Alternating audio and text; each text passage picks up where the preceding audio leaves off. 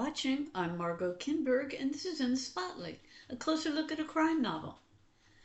The classic early detective novels laid the groundwork for today's modern crime fiction.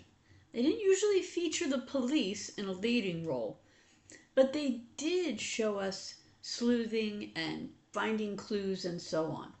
Let's take a look at a story like that today and turn the spotlight on A. Eric Bayley's The House of Strange Secrets. One night, Squire Carrington and his son Lawrence are on their way home from a party. During the trip, their carriage is attacked. The attacker is driven away, but Squire Carrington is so unsettled that he faints. When he recovers, he says almost nothing about the incident, but he carries a revolver with him and takes extra precautions to secure his home. Then, not long afterwards, another attempt is made on the squire's life. It's now clear that someone is attempting to kill Carrington. Lawrence can't imagine why anyone would want to kill his father, but oddly enough, the squire seems to know who's responsible. He won't reveal anything to his son, though. Instead, he remains stubbornly quiet about it, saying only that he has a secret that nobody can know. So Lawrence is at a real disadvantage. Still, he decides to try his hand at amateur detecting. In the meantime, the local marquis has asked Squire Carrington to accommodate two of his house guests, Mrs. Knox and her niece, Celine Lena Scott. The squire agrees, and the two ladies move into the Carrington household. They're there at the time of the second attempt on the squire's life, so naturally they take more than a passing interest. In fact, Lena wants to partner up with Lawrence to find out the truth before the squire is actually killed. The would-be killer has left some distinct clues, and it's clear that this isn't an ordinary person. And these clues lead to the strange house next door, whose owner has his own secrets, and eventually to the squire's own past. It's a very dangerous undertaking, but eventually Lawrence and Lena are able to work out what happened. So, what are the elements in this novel? What keeps it going?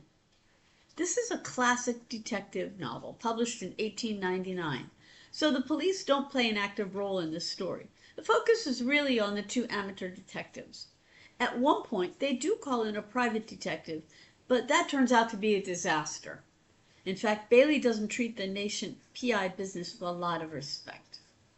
The real focus of the story is the way Lawrence and Lena put the pieces of the puzzle together. In some important ways, the book is of its time. It's not spoiling the story to say that there's a connection to the British colonial presence in India, and there's a great deal of racism and colonialism in the novel. The writing style is of the era as well, so there's not a lot of violence and no explicitness. In fact, fans of the Sherlock Holmes stories may see some similarities between this novel and those adventures.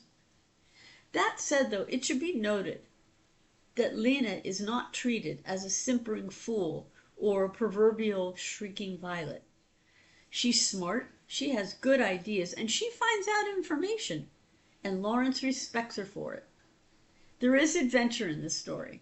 Lawrence takes risks and faces trouble more than once, and there are secret passages, mysterious servants, strange letters, and late-night brushes with danger.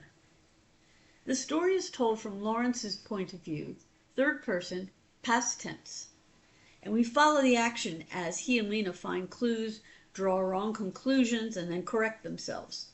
As you might guess, a romance develops between the two, but it's not overpowering. The House of Strange Secrets is a classic detective novel that connects people's histories with current events. It features a strange set of mysteries, several risky adventures, and two amateur detectives who won't be satisfied until they find out the truth. This has been In the Spotlight. I'm Margot Kinberg. Thanks for watching.